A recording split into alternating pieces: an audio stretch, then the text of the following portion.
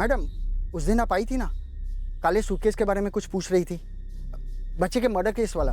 आपको कुछ पता चला आपने किसे बेचा था सूटकेस? नहीं मैडम, पता तो नहीं चला है, लेकिन उस दिन मैं एक बात आपको बताना भूल गया था।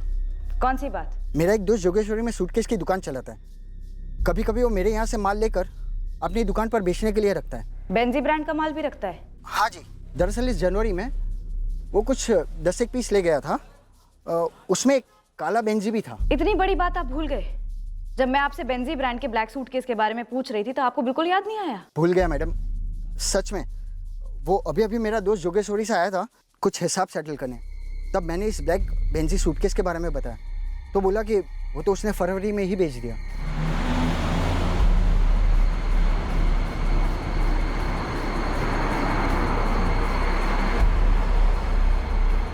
सर बिल तो नहीं है, बिल बना ही नहीं। ऐसा लाफा दूंगा ना तेरे चेहरे की पूरी रौनक उड़ जाएगी। आजकल धनिया पुदीना वाले भी कैशलेस ट्रांजैक्शन कर रहे हैं। तुमने 2,500 का बैग बेचा और बिल नहीं बनाया। सर आप गलत समझ रहे हो, वो दोनों यहाँ पे आए, ब्लैक सूटकेस पसंद की, मुझे पैसे दिए, मैं बिल बनाने वाला था, वो लोग निकलने लगे और बोले न बिल चाहिए न वारंटी।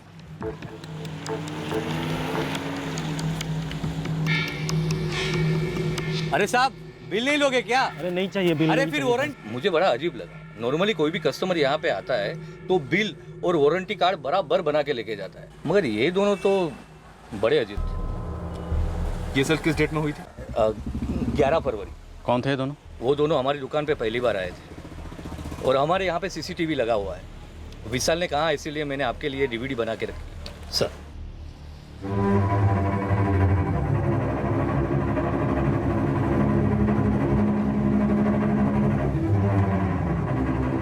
बोले भाई साहब क्या दिखाओ? बैग है, सूटकेस है, स्कूल बैग है, क्या दिखाओ बोले? ये काला वाला दिखाइए।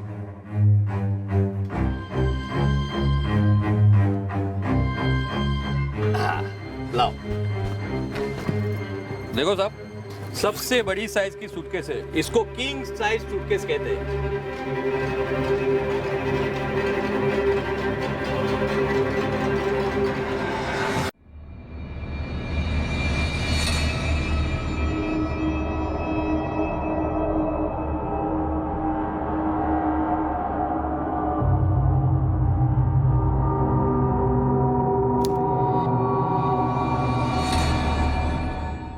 नहीं साहब, मैंने कहा ना आपसे, मुझे उस जोड़े के बारे में और उस बच्चे के बारे में बिल्कुल याद नहीं है साहब। लेकिन आप ये फोटो देख के साहब मैं इतना कह सकता हूँ कि वो जो आदमी था वो साहब इन दोनों में से नहीं है।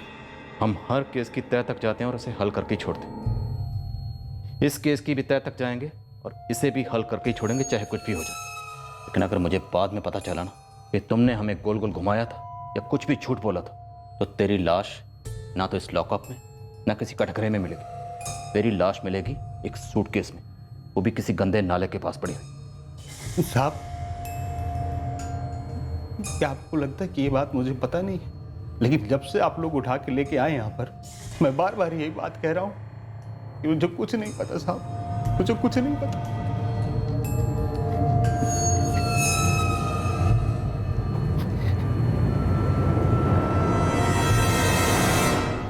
नहीं सर, इन दोनों को मैं नहीं पहचानता हूँ और आज मुझे लग रहा है कि उस दिन जबरदस्ती इन दोनों का मैंने बिल बनाया होता तो वारंटी कार्ड के बहाने इन दोनों का नाम और नंबर तो मिल जाता।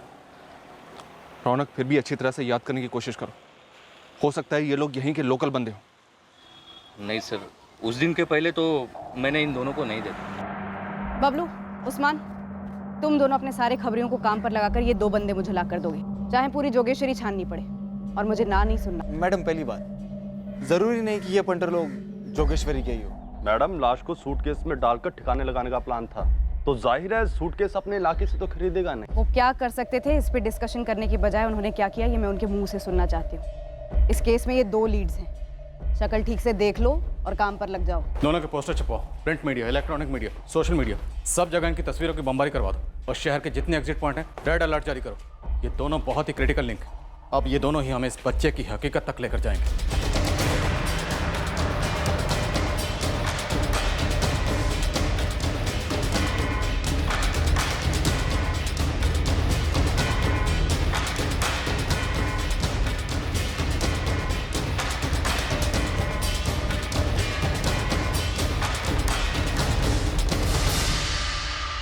सेंट्रल वेस्टर्न हार्बर, हर जगह पे जितने लड़के लगेंगे लगा लो, लेकिन भाई ईमान से, बच्चे का मर्डर हुआ है। इन दोनों को ध्यान से देखो, इन दोनों में से एक भी मिलेगा तो चलेगा। पेमेंट अफलातून होगा भाई, बस काम होना चाहिए।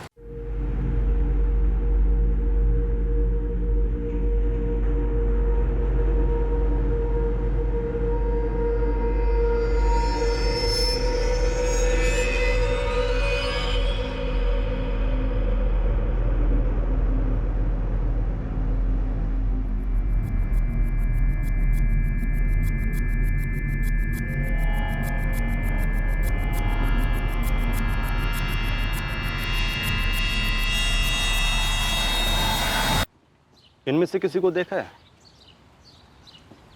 इसका तो पता नहीं, इसको पहचानता हूँ। ये वाला? हाँ हाँ, ये वाला। कौन है ये? ये हमारे यहाँ से अक्सर सामान लेके जाता है, हमारी बस्ती का ही है। कहाँ रहता है? यहाँ से आगे जाके राइट ले लो, 2 गली छोड़ के तीसरी गली में वहीं उसका घर है।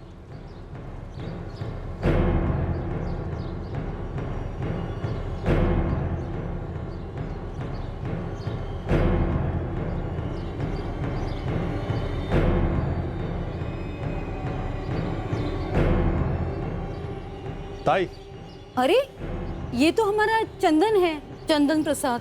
कहाँ रहता है ये यही रहता है ऊपर, उसकी पत्नी होगी सुमन अभी घर पे।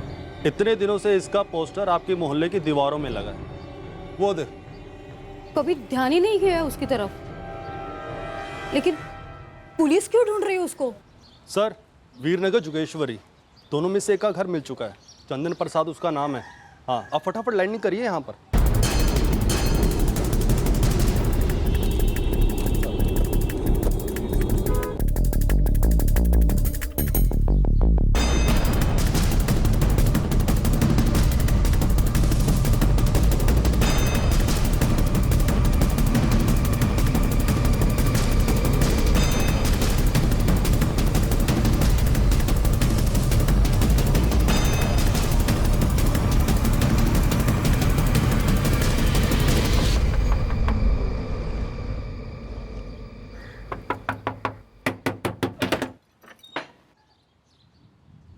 जी चंदन प्रसाद आपके पति का नाम है? जी हाँ। कहाँ है? वो तो 2 दिनों से बाहर गए काम से, बता कर नहीं गए। उनका फ़ोन भी बंद है। आप चलिए हमारे साथ, हम बताते हैं वो कहाँ। आइए। बात क्या है? सब ठीक है ना? मेरे पति ठीक है ना? ठीक तो हम उन्हें कर देंगे, पहले आप चलिए। बताइए ना, बात क्या है? अरे क्या बताइए ना, बहस किए जा रही हैं आप। चलिए चलिए, गावड़े ताला लगा। सुनिए तो सही।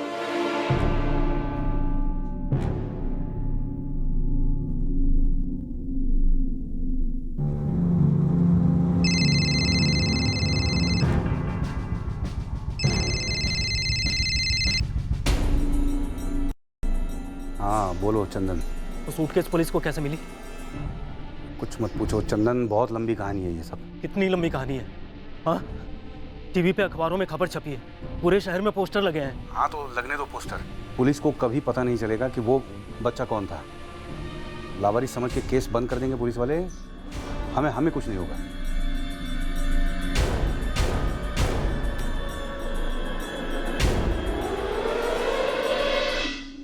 एक भयंकर अमानवीय जुर्म हुआ था और किसी ने पहले से ही अनुमान लगा लिया था कि यह जुर्म कभी रोशनी में आएगा ही नहीं। इस जुर्म को करने और छुपाने के लिए काफ़ी भद्दे तरीके अपनाए गए, सब कुछ खामोश कर दिया गया। इस केस में किसी ने ख्वाब में भी नहीं सोचा होगा कि इस जुर्म का पर्दाफाश करने के लिए हम इतने हाथ पैर मारेंगे, ज़मीन आसमान एक कर देंगे। दरअसल इस बच्चे के केस को हमने पर्सनली ले लिया था। इस राजू सिंह की हकीकत भले ही अभी तक हमारे सामने नहीं आई थी, लेकिन एक हकीकत सामने आ चुकी थी, वो ये कि राजू सिंह इस संगीन जुर्म का एक अहम किरदार है। ये केस अंधी गली से तो निकल चुका था, लेकिन अभी भी सही दिशा मिलना बाकी था। वो बच्चा कौन था, उसे इतनी बेरहमी से क्यों मारा गया, कहाँ मारा गया, किसने मारा? अभी तक नहीं लौटे। मैं खुद भी बहुत परेशान हूँ। हमारे आने से पहले तक तो परेशान नहीं लग रही थी। ये बच्चा कौन है? मैं नहीं जानती इसे। अपने पति को तो जानती हो ना? जी। तुम्हारे घर के ठीक सामने उसका पोस्टर लगा हुआ, लेकिन तुमने कुछ नहीं बताया। तुम्हारा पति चंदन इस मासूम बच्चे का कत्ल करके फरार हो गया। नहीं नहीं साहब, मेरे पति खूनी वूनी नहीं है। आप जिस पोस्टर की बात कर रहे हैं वो तो मैंने अभी तक देखा भी नहीं। तो ये ले, अब देख।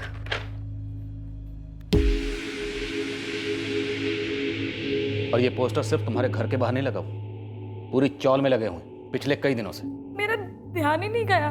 ध्यान से देख के बता, ये दूसरा आदमी कौन है? सर, इस चंदन प्रसाद का मोबाइल स्विच ऑफ है। लगता है ये भनक लगते ही अंडरग्राउंड हो गया। मर्डर नहीं किया तो फोन स्विच ऑफ क्यों है? भागा क्यों है? कुछ पूछा मैंने तुझसे? कौन है ये दूसरा आदमी? कमल जीजा जी है। पूरा नाम? कमल धूरिया। मेरे नंदोई है ये। मेरे पति की बड़ी बहन निशा के पति। आप कुछ भी कहिए, मेरे पति और नंदोई किसी का खून नहीं कर सकते। हम लोग सीधे साधे लोग हैं साहब। ये जो 12 साल का मासूम बच्चा मारा गया ना, ये भी सीधा साधा ही रहा होगा, जिसे तुम्हारे पति और नंदोई ने पहले मारा, फिर इसकी लाश को एक सूटकेस में ठूस कर बोरी गली के पास कचरे में फेंक गए। ऐसा हो ही नहीं सकता साहब। ऐसा हो चुका है। 12 साल का मासूम बच्चा मारा गया, उसे मारा इन दोनों ने। हमारे नंदोई कमल और ननद निशा के फोन नंबर्स दो, एड्रेस भी दो।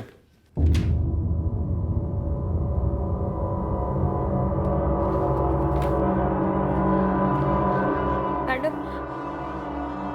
मेरे पति कुछ दिनों से बहुत टेंशन में थे। टेंशन में तो होगा ही, एक बच्चे का खून किया उसने। नहीं मैडम, वो खून नहीं कर सकते।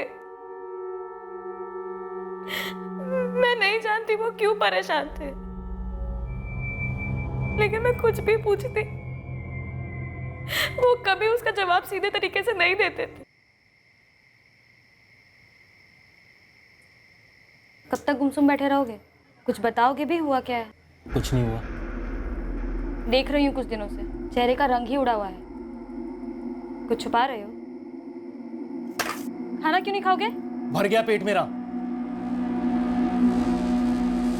और मैं सोचती रही कि शायद वो मुझसे नाखुश है। और इस नाखुशी की वजह? हम बच्चे के लिए कोशिश कर रहे थे,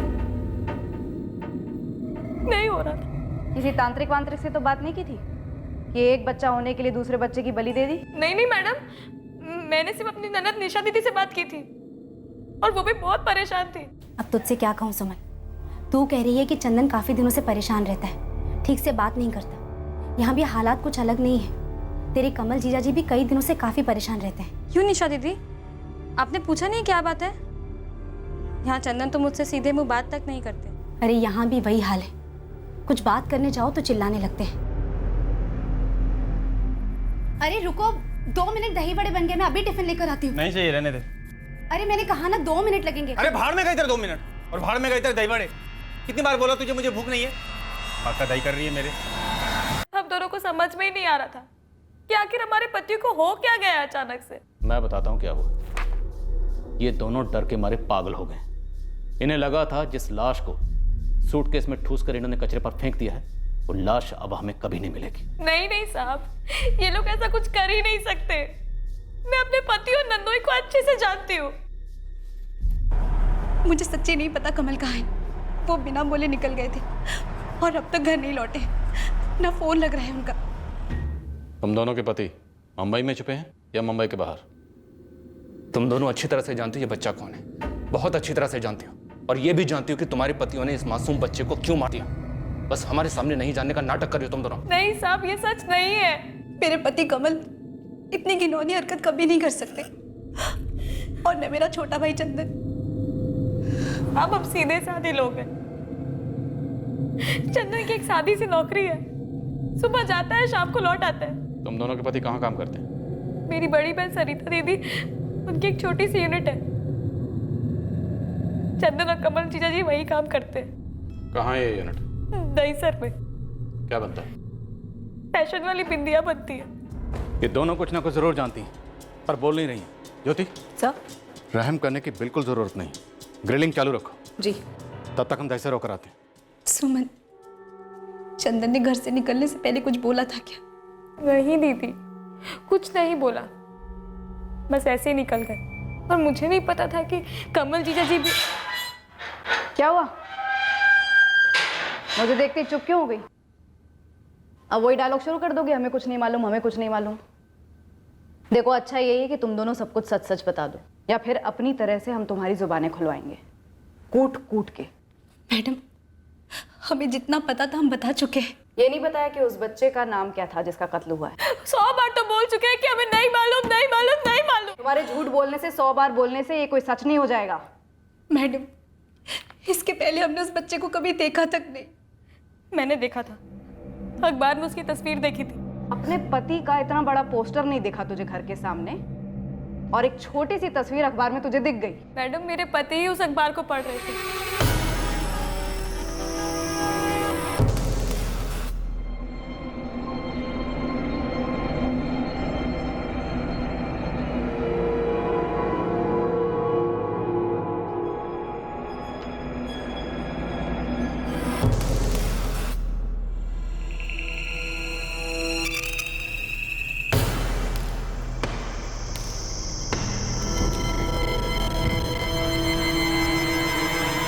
ये देख, ये तेरा पति है। इसने इस दुकान से वो सूटकेस खरीदा जिसमें हमें बच्चे की लाश मिली। तू खुद कहती है कि तूने उसे वो अखबार पढ़ते देखा है जिसमें बच्चे का फोटो आया था। अब भी तू यही मानती है कि तेरा पति इस खून में शामिल नहीं है?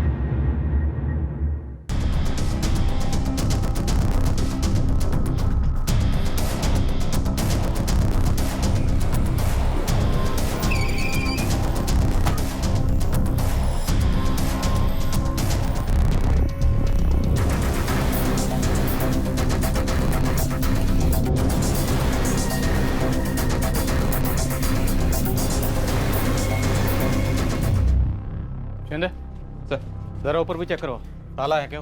ऊपर जाकर चेक करो।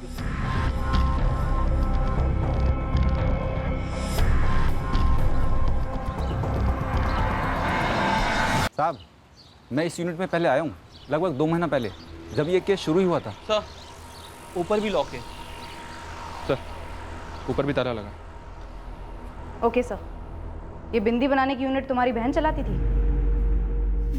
जी, सरिता दीदी और नरेंद्र जीजा जी। नंबर दो दोनों के। यूनिट पर ताला लगा हुआ है। साहब, तब जब आया था यूनिट चालू थी। यहाँ उस मैडम के साथ एक 10-12 साल का बच्चा भी था और एक नौजवान लड़का भी। उस वक्त ये चंदन और कमल, ये दोनों दिखे थे यहाँ? साहब, अंदर जाकर नहीं देखा था। देखा होता तो याद होता। मैंने आपको तभी बता दिया था जब इन दोनों को दुकान के CCTV फुटेज में देखा था।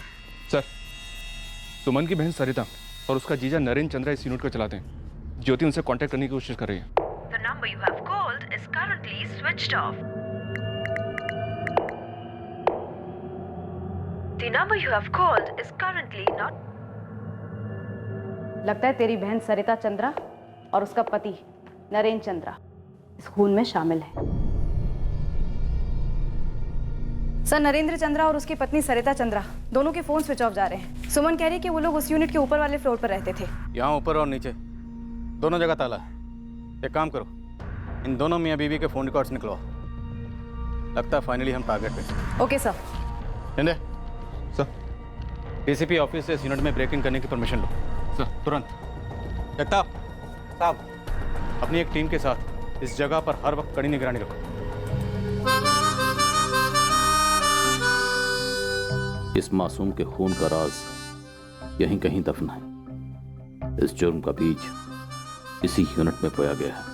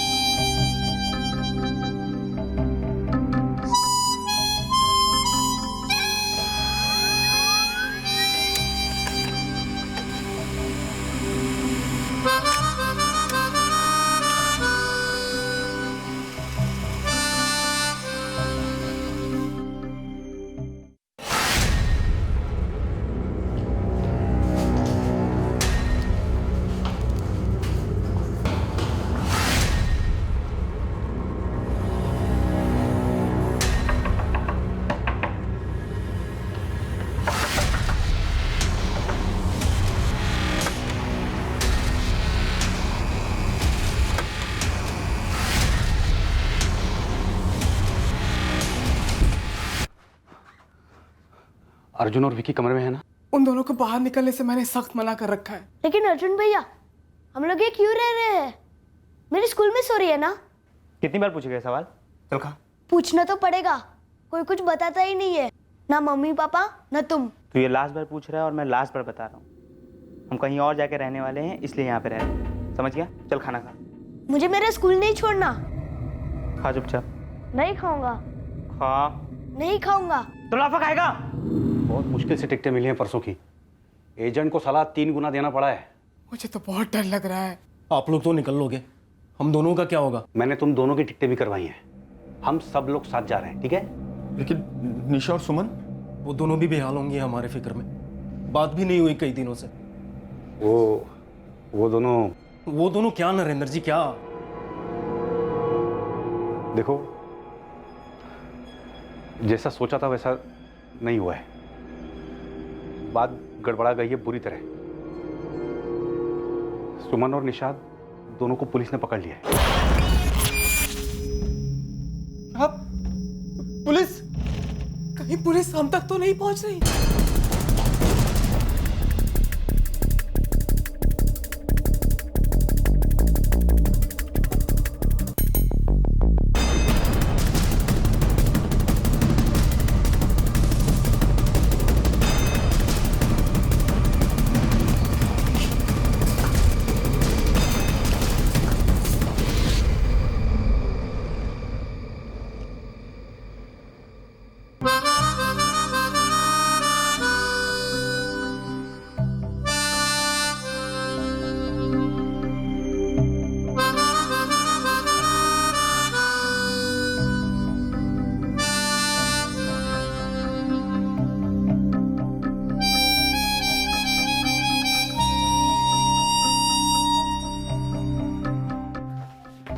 जैसा कि सुमन ने कहा था, ये डिजाइनर बिंदी यूनिट तो है, बस सब के सब लोग गायब हैं। सर ये तो ऑलमोस्ट पक्का होता जा रहा है। ये पूरी की पूरी फैमिली इस मर्डर में शामिल रही होगी। पर अजीब बात यह है कि निशा और सुमन दोनों उस बच्चे को ना जाने का दावा कर रही हैं। नरेंद्र चंद्रा, उसकी पत्नी सरिता और दोनों बच्चे विक्की और अर्जुन, और वो 2 लोग चंदन और कमल, सब गायब हैं। और शिंदे, हमें इन सबको जल्द से जल्द धरना है। यादव को भेज दिया सर, इस बच्चे विक्की के स्कूल के बारे में और फैमिली के बारे में पता लगाने के लिए।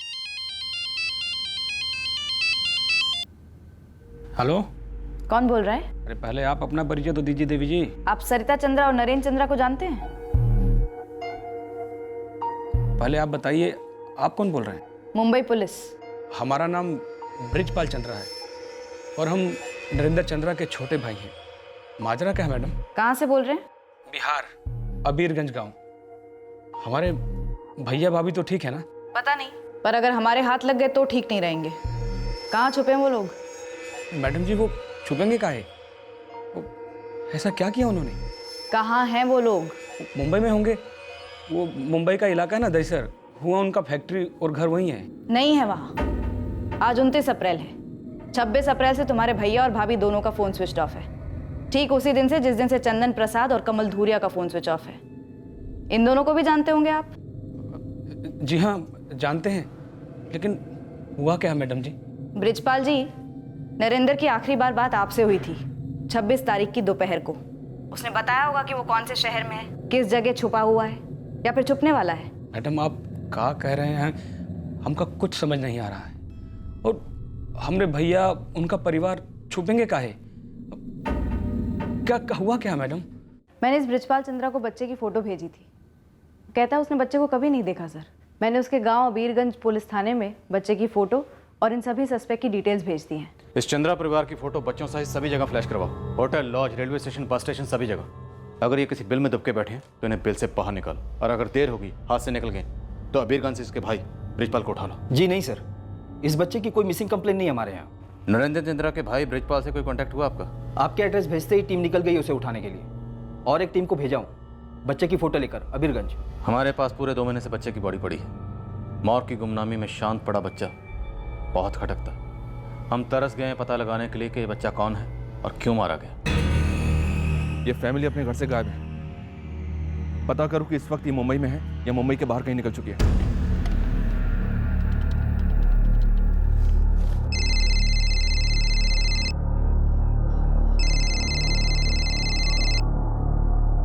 बिहार से फोन है, लैंडलाइन से। तब तो उठा ही लो, ब्रिजपाल भैया का होगा।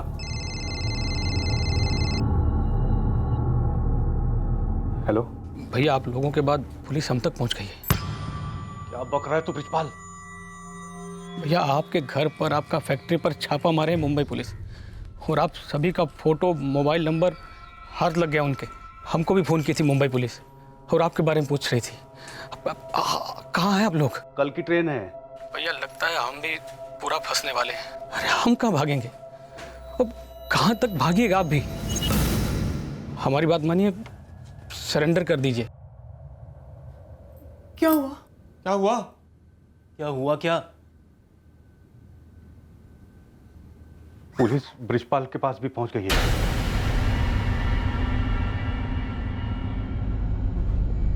अब हमारे पास जाने के लिए कोई जगह नहीं बची।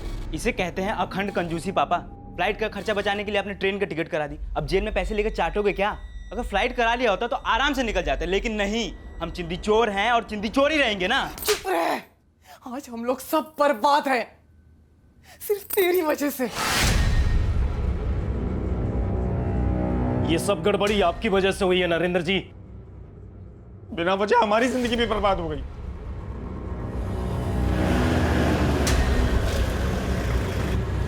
ब्रिजपाल जी, कहाँ से फोन करके आ रहे हो अपने भाई साहब को? हम किसी को फ़ोन नहीं किए हैं और हम नहीं जानते कि हमारे भैया कहाँ हैं। चलो अब चलो अंदर। इस बच्चे को देखा है कहीं अबीरगंज में? साहब, लेकिन आप इस बच्चे के बारे में काहे पूछ रहे हैं? उसका कोई मर्डर कर दिया मुंबई में। मर्डर? साहब, हम तो सुने जिसको कोई बीमारी हो गया है, उससे मर गया ये। मतलब तुम जानते हो उसको? हाँ साहब, ये पास में इसके भाई का दुकान है।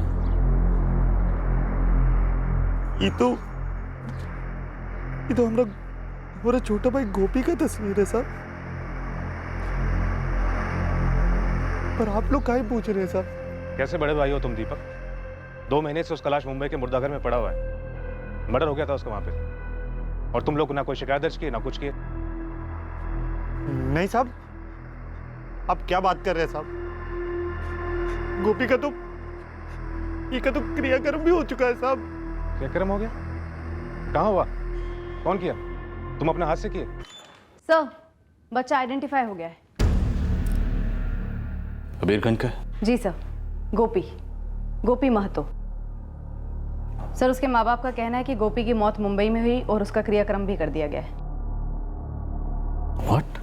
वो क्रियाक्रम का राज क्या था? और बड़ा अजीब है, इतना छोटा बच्चा और उसके ब्रदर दीपक और गोपी की मदर को कोई शक तक नहीं हुआ। अजीब और बदनसीब तो उस गोपी की किस्मत थी, और उससे भी दर्दनाक थी उसकी मौत की कहानी, जिस पर इस तरह से पर्दा डाला गया।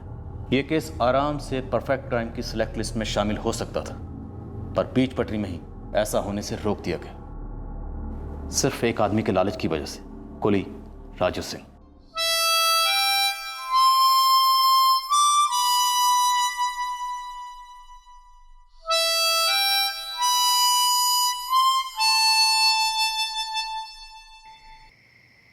तेरा भाई अभी अभी 12 का हुआ है, इतना छोटा बच्चा बंबई में अकेला। यहाँ के स्कूल में पढ़कर कौन सा अफसर बनने वाला था? हमारे साथ मजदूरी ही करता ना। मुंबई जाएगा, वहाँ की फैक्ट्री में काम करेगा तो ज़्यादा पैसा कमाएगा। हमारी खस्ता हालत यहाँ के लोगों से छुपी नहीं है। तो ये मजदूरी का काम गोपी को भी यही करने दो ना, कम से कम हम सबका नजर का सामने तो रहेगा, रूखी ही सही घर की रोटी खाएगा। अम्मा जी, बम्बई जाने का सबसे ज्यादा शौक तो गोपी को ही चढ़ रहा है, और वैसे बहुत पैसा कमाना है उसे। नन्ही सी जान है, कैसे ये? अम्मा, मुंबई सपनों का शहर है, क्योंकि वो सोने का शहर है अम्मा। वहाँ पर कम काम के भी बहुत ज़्यादा पैसे मिलते हैं। तुम टेंशन ना लो। हम जाऊंगा भैया, बिल्कुल जाऊंगा। तो ठीक है बेटुआ, हम बात फिक्स करते हैं ब्रिजपाल भैया से।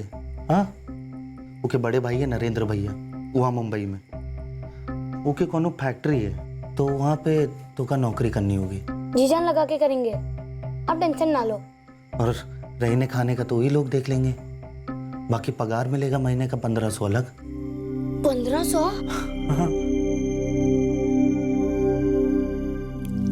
अम्मा, रहना खाना तो वो लोग देख लेंगे, और बाकी के जो 1500 मिलेंगे सारा तेरे हाथ भेज दूंगा। रहना खाना तो बेटा यहाँ भी है ना, मजदूरी का काम कोनो बुरा नहीं है रे। मान जाना। अच्छा रुक, नई धुन सुनाता हूँ।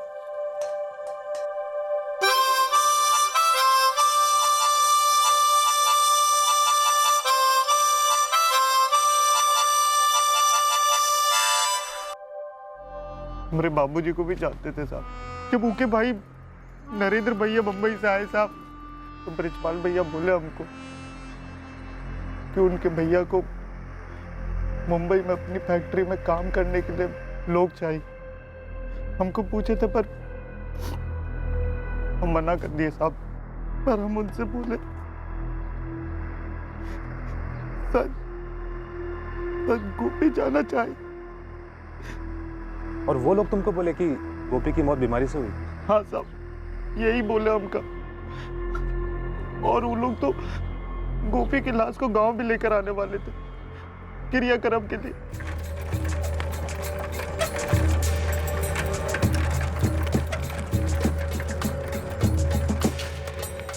क्या हो गया ब्रिजपाल भाई? आप बोले बहुत ही अर्जेंट काम है। दीपक, अनर्थ हुई गवाह है। क्या बात कर रहे हैं भैया?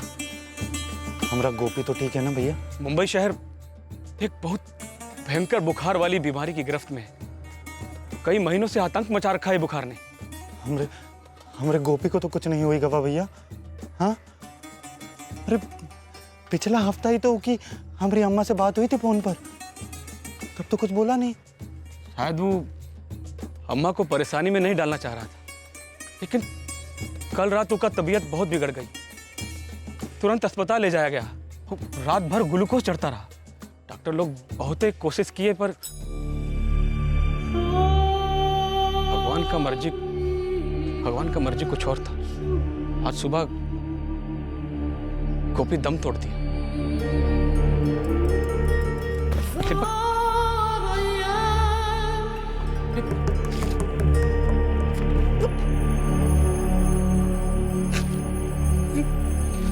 नरेंद्र भैया बड़ा बड़ा अस्पताल किए, बड़ा बड़ा डॉक्टर भी किए, सब किए, लेकिन बचा नहीं। गोपी भैया बीमार था तो उसे यहाँ भिजवा सकते थे ना। हम वो का इलाज कराते। ऐसे कैसे मर गया? हमारा गोपी है? गोपी ऐसे कैसे हो गया? ऐसे कैसे हो गया?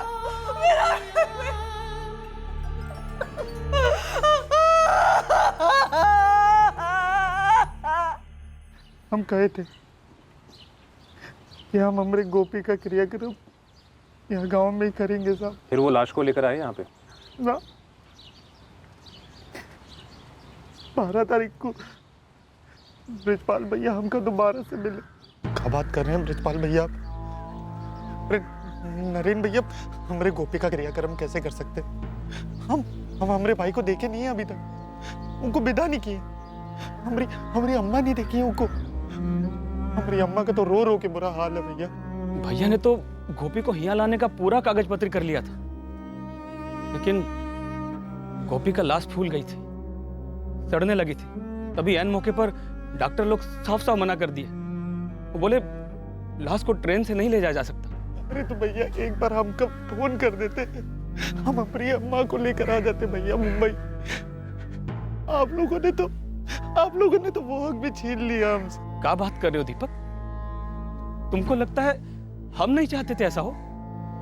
अरे हम तो सोच रहे थे पटना से एरोप्लेन में भेज देते तुम दोनों, लेकिन वहां डॉक्टर लोग बहुत हो हल्ला मचा रहे थे। ऐसे भी नरेंद्र भैया गोपी की मौत के बाद बहुत उदास थे। अब लाश को मुर्दा घर में सड़ने नहीं दे सकते थे ना। भैया हम कहाँ भूत करेंगे हमारी माँ को? कहाँ भूलेंगे वो को? तकदीर का लिखा था दीपक, टाला नहीं जा सकता था। नरेंद्र भैया बोले हैं वो आएंगे अम्मा जी से मिलने। उससे पहले 50,000 रुपये भिजवा रहे हैं। उसके बाद ब्रजपाल भैया आकर के हमारे हाथ में 50,000 रुपया पकड़ा गए साहब। हम उन पर कौन शक ना कर सके साहब, ना ही उनके बड़े भैया। हमारा तो वहां तक बुद्धि नहीं चलती है साहब। दीपक, तुम्हारे छोटे भाई का कत्ल हुआ है और वो लोग इस जुर्म को छुपाने की फिराक में थे। हमारे छोटे से मासूम भाई को काहे मार दिए वो लोग साहब? काहे मार दिए ये तो वो लोग ही बताएंगे। जब हम उन लोगों की खाल उतारेंगे। हम तुम्हें मारने के लिए ना ही गोली खर्च करेंगे और ना ही सूटकेस खरीदेंगे तुम्हारी लाश को ठिकाने लगाने के लिए। हम उनसे आज ही बात किए हैं, उनके दूसरे नंबर पर। उसका दूसरा नंबर क्या है? कहाँ छिपा है वो? ये वक्त वो मुंबई में है, कल का ट्रेन है उनका। मुंबई में कहाँ? पूरा एड्रेस दो फटाफट।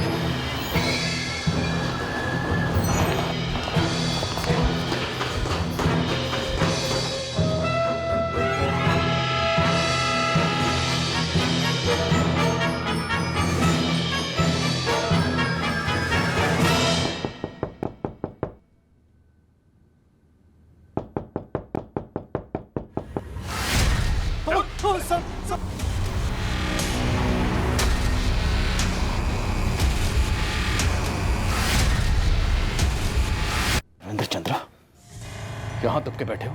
क्या सोचा था? बच जाओगे? जिस 12 साल के मासूम बच्चे को तुमने मारा है ना, उसका वजन भले ही हल्का था, लेकिन उसकी लाश का वजन इतना भारी था जिसके नीचे तुम लोगों को गर्क होना ही होना था।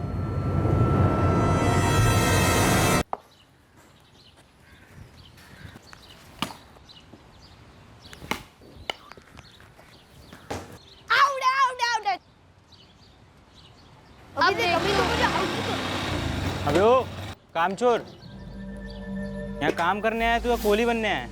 क्या करने आया? भैया मैंने उसे खुद बुलाया था, मेरे साथ कोई खेलने वाला नहीं था। ए, तू अंदर जा, चल। ला बैठ दे इधर। क्या बकवास कर रहा था तू उसके सामने? हाँ? गोपी यहाँ सिर्फ काम और काम करने के लिए लाया गया। आइंदा कभी उसको खेलने बुलाया ना तूने, तुझे अच्छे से समझा दूंगा मैं। क्यों? क्योंकि मैं बोल रहा हूँ इसलिए।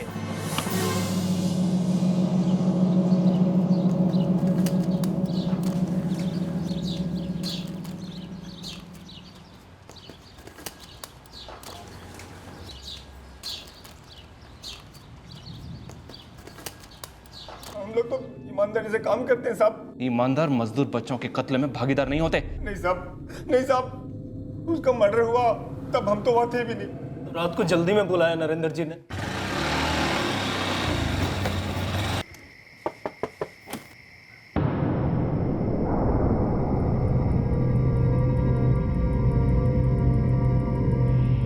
बीमारी उस बच्चे को नहीं थी, बीमारी तुम लोगों को थी।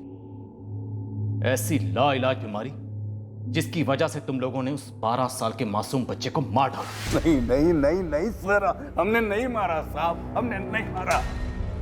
अरे हम तो प्यार करते थे उससे। पापा, हमने इस कमीने के चलते मुझ पर हाथ उठाया। गोपी ना तेरा नौकर है, ना मेरा, ना किसी का। वो हमारी फैक्ट्री का एक कामगार है। अपने खाली समय में वो विकी के साथ खेले, बाजा बजाए या जो मर्जी करे। आइंदा तुम उससे बात तक नहीं करोगे, समझे? और आपका जब मर्जी आएगा आप मुझ पे हाथ साफ कर दोगे। अर्जुन, हाथ उठाने की शुरुआत तुमने की है। हम लोग तुमसे कई दफे कह चुके हैं कि जैसे हमारे लिए विकी है वैसे ही गोपी भी है। तो फिर गोद क्यों नहीं ले लेते? मजदूरी क्यों करवा रहे हो? तुम्हें तो गोद में खिलाया पिलाया है ना, तो तुम कुछ काम करके क्यों नहीं देखते? हाँ, मैंने जब काम शुरू किया था ना, मैं गोपी के जितना था, तब जाकर ये सब बनाया है मैंने। वो नालायक लाखों का क्लास लगाया, पढ़ाई छोड़ दी, दिन भर घर में बैठ के अपनी माँ से कुछ सीखा। ये सामने आवारागर्दी करता है, हमारे पीछे पता नहीं और क्या क्या करता होगा, और इस बच्चे पे रौब जमाता है। तो बहुत ज्यादा हो रहा है। हाँ, बहुत ज्यादा हो रहा है, तुझे झेलना बहुत ज्यादा हो रहा है। बेचारा छोटा सा बच्चा मेहनत करके अपनी सारी कमाई अपनी माँ को बेचता है, उफ तक नहीं करता, खुशी खुशी काम सीख के दिन ब दिन आगे बढ़ रहा है। बस पापा, अब और नहीं। अब और अगर तूने एक बार भी छुआ या कुछ गाली दी या कुछ भी कहा तो सीधा घर के बाहर, समझ रहा है? मैं धमकी नहीं देता, जानता है तू।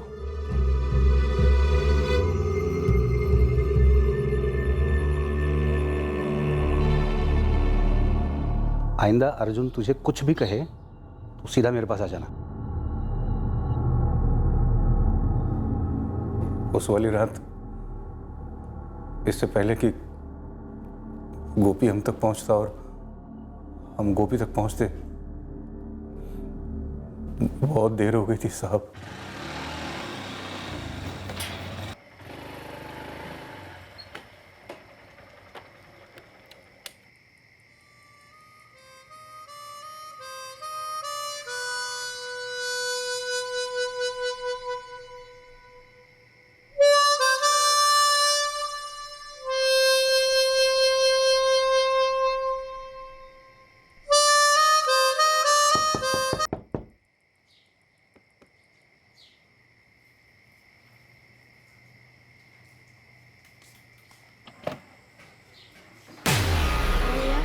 टाइम क्या हुआ है समझ नहीं आता तुझे? रात को लोग सोते हैं यहाँ पे। मैं तो अंदर को जा रहा था, अंदर की आवाज बाहर नहीं जाती। बाहर नहीं जाती आवाज?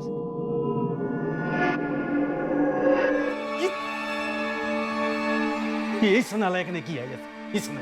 मैंने तो 2 थप्पड़ लगाए थे, मारने का कोई इरादा नहीं था मेरा।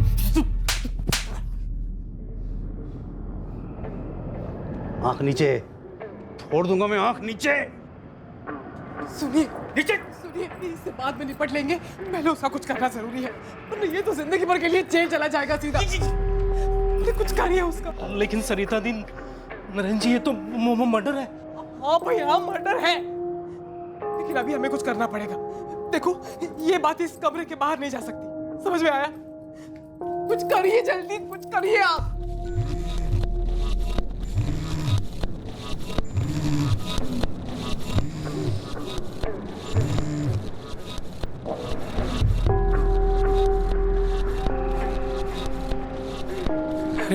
अरे आप ये क्या कह रहे हैं? हाँ ब्रिजपाल, मैं सच कह रहा हूँ।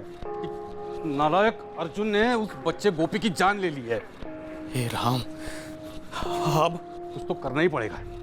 अगर बात बाहर निकल गई तो ये अर्जुन की सारी जिंदगी जेल में कटेगी। अरे भैया, लेकिन अब हम गोपी के घर वालों को क्या जवाब देंगे हम?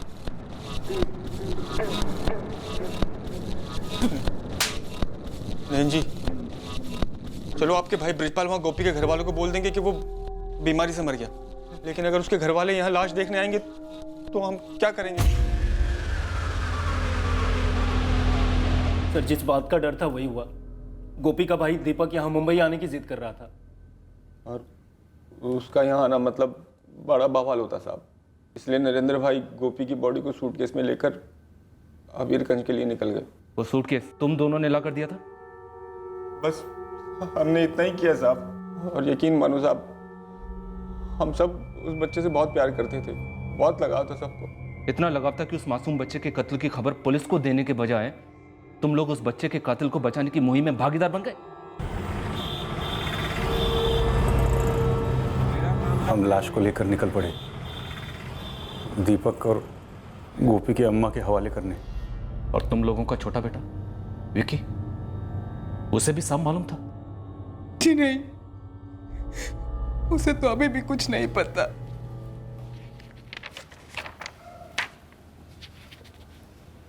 पुलिस अंकल, मेरे मम्मी पापा कहाँ हैं?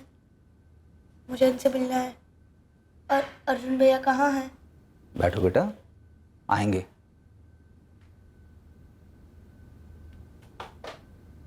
तुम लोग लाश को सूटकेस में ठूस कर यहाँ मुंबई से अपने गांव अबीरगंज बिहार के लिए निकले थे। फिर वो सूटकेस बोरीवली स्टेशन पर राजू को क्यों थमा दिया? क्योंकि मैं डर गया था साहब।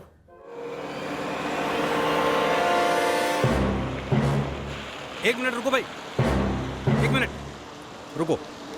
क्या हुआ साहब? तुम लोग यहीं रुको, मैं टिकट निकाल के आता हूं।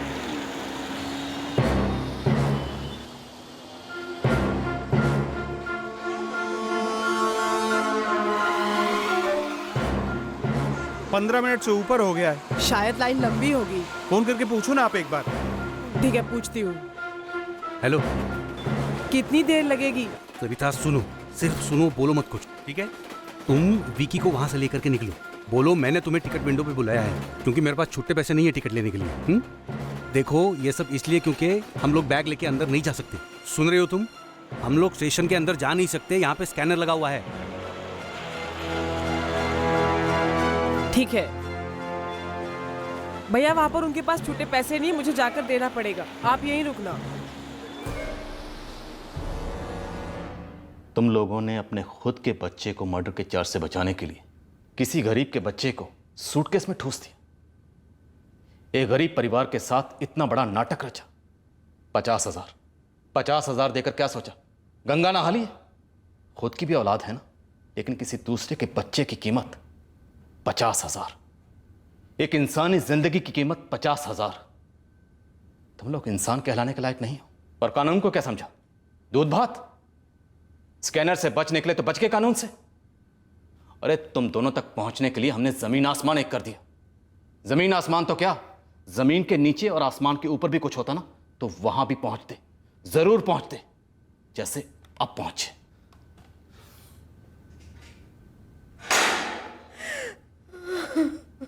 गुस्सा? किस बात का गुस्सा? कि वो एक गरीब लड़का था और उसे दूसरे बच्चों की तरह खेलने का शौक था?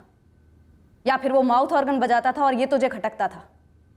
वो म्यूजिक बजाता, दूसरे लोगों को पसंद आता और तुझे इसकी जलन होती है ना? इधर देख, देख इधर। कितना बड़ा था वो तेरे अपने भाई विक्की से? बोल, कितना बड़ा था?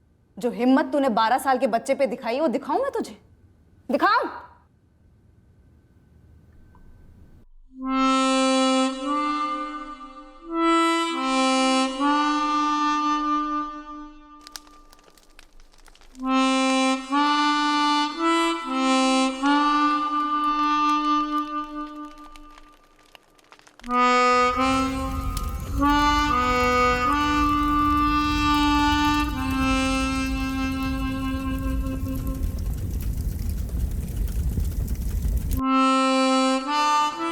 गोपी की मां मीनाक्षी महतो मुंबई तक का सफर करने की हालत में नहीं थी।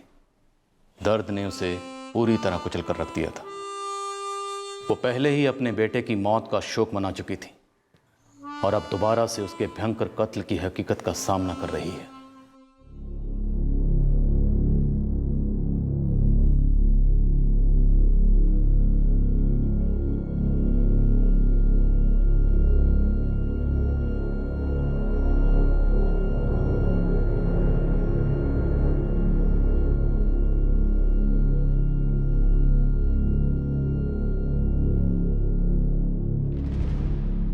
आपने और आपकी टीम ने इस केस को काफी ज्यादा पर्सनली ले लिया था। हर केस पर्सनल होता है वैसे, और पर्सनल लाइफ हर केस को इन्फ्लुएंस करती है।